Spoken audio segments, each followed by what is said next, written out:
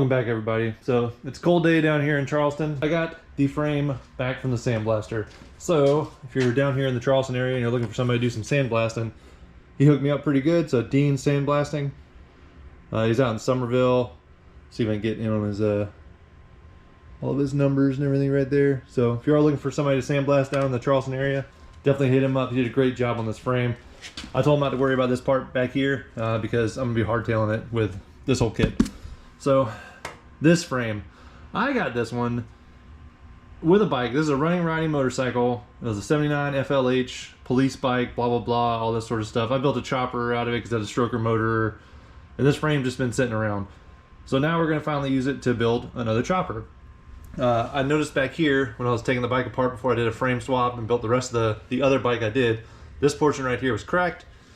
So I threw this frame on the shelf and it's just been kind of hanging around ever since then. It had a lot of Bondo in some places, specifically the neck, which you can now see exactly why. Look at that. This is awesome. And all of this up here, I'm assuming they cut in at the top and then cut all this out. You can see down here at the bottom where they cut into it and then split it and then spread everything apart. Obviously it's the same exact way on the other side. This side looks even worse than the other one, honestly. So all this is going to come out. We're going to fix everything up here at the neck, weld in some new gussets, everything up here because the frame is straight. So we'll use it, right? Fix everything up here at the neck, and then we'll start cutting everything off from this lower portion. So these tubes are going to come off. I'm going to save this cross member here, and then those lower tubes are going to get cut right in this area, I think, or whatnot. But let's go ahead and unbox this thing, and we'll match the two up, see how it looks.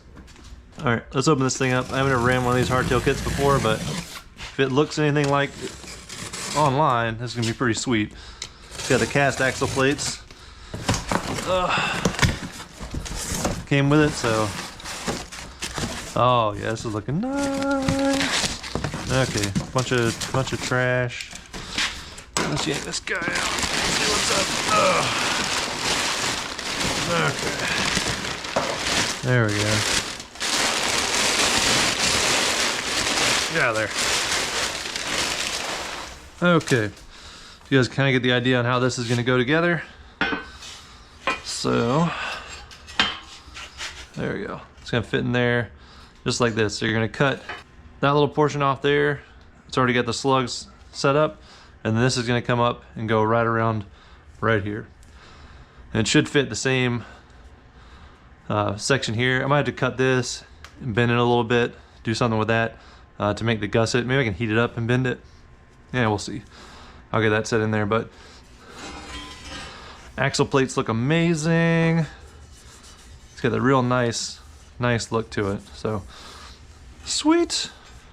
I think it should be a pretty sick build when this thing's done. It's gonna look crazy after I fixed all this. That is just insane. And it's so cold. Like, these welds are so cold. They're just stacked up on top of each other like nothing. You can still see a hole, like there's still a slit going all the way through right there. That's not even remotely welded together. But this frame, when I bought the whole bike, it was all together. Everything was fine. So it was riding around like this for a long period of time. So in reality, I mean, unless you're like Evel Knievel this motherfucker and try and jump like 20 buses, I think he'd be fine, honestly. Just riding around town, probably forever. But I'm gonna grind this, smooth it, clean it up, make it look way better, and then we'll weld it all up, make it nice and sturdy. I'm gonna take this bracket off because I don't ever run these anyway. I'll probably take this bracket off as well while I got it in there.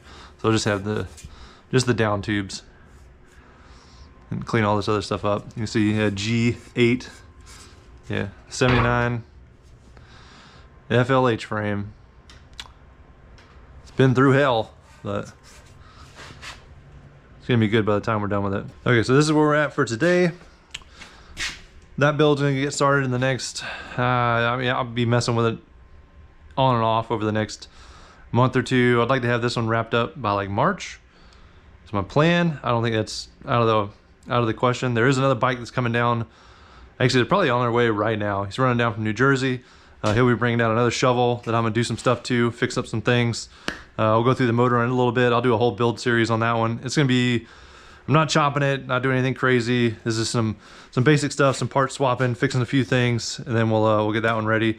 This bike should be ready to go in the next couple weeks, hopefully. I know all the tins are at the pinstriper right now, so I really want to show you guys what this thing's gonna look like once it gets done. That paint's gonna look amazing, and then we'll be able to put this thing together fully, wire it completely, and then get this thing fired up and running around. Should be sweet.